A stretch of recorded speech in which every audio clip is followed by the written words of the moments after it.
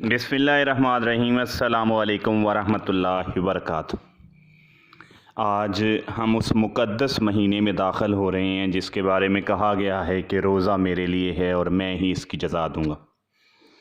आम ज़िंदगी में ज़रूरत से ज़्यादा कैलोरीज़ हम इस्तेमाल करते हैं और जिससे जिस्म उस खुराक को हमारे ज़्यादातर बड़े ऑर्गन मसरूफ़ रहते हैं हज़म करने में, और जिस्म की मुरम्मत के लिए वक्त ही नहीं बचता। रोज़ा रखने से हमारा ये मसला हल हो जाता है। रोज़ा जिस्म को अपने मसाइल हल करने में और जरासीम का मुकाबला करने में मदद देता है। कुरान मजीद में सूरह बकरा में है आयत नंबर 184, और तुम्हारा रोज़ा रख लेना तुम्हारे लिए बेहतर है अगर तुम इसे समझो तो।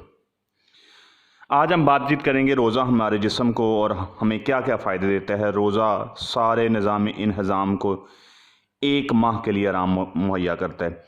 दर हकीकत इसका हैरान कुन फ़ायदा जिगर पर होता है। जिगर खाना हज़म करने में मदद देने के अलावा 15 मज़ीद बड़े फ़ाल सर अंजाम देता है, जिसकी वजह से उस पर हर वक्त थकावट तारी रहती है।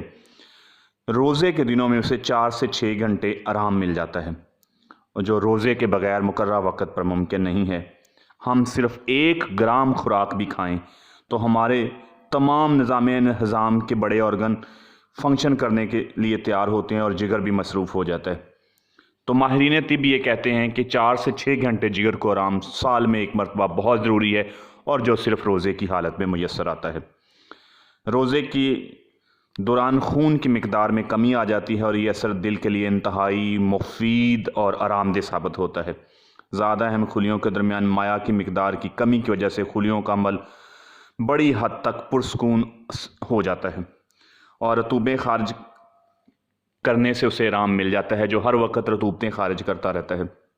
टिशू यानी पट्ठों पर दबाव कम होता है और पट्ठों का डायस्टोलिक प्रेशर दिल के लिए इंतहाई मुफीद है।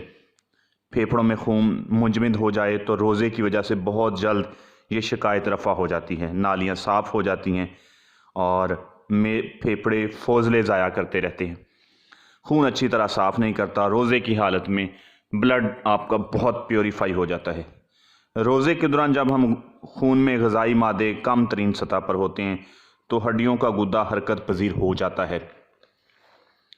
इसके नतीजे में लागर लोग रोज़ा रख कर आसानी से अपने अंदर ज़्यादा खून पैदा कर सकते हैं।